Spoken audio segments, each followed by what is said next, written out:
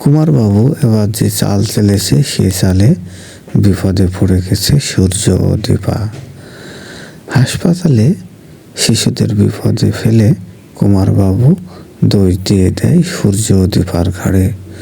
কুমারবাবুর ভাড়া করা লোকজন সূর্য ও দীপাকে অপমান অপদস্থ করে, অথচ এ ঘটনা তারাই ঘটিয়েছে।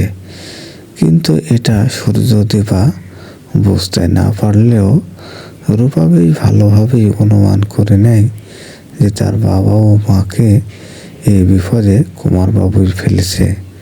কেননা রূপা যখন প্রথম কুমারবাবুকে দেখে সেদিন থেকে অশান্তির সৃষ্টি হয়েছিল।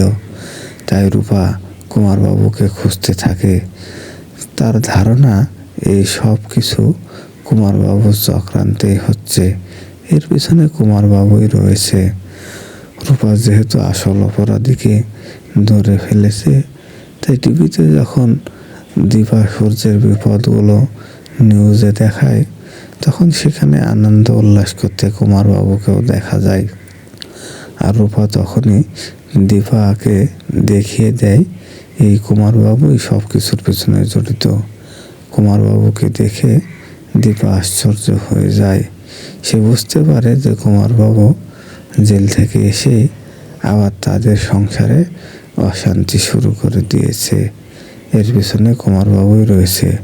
কুমারবাবুকে ধরেই এবার এই বিপদ থেকে সূর্যকে বাঁচাবে দীপা।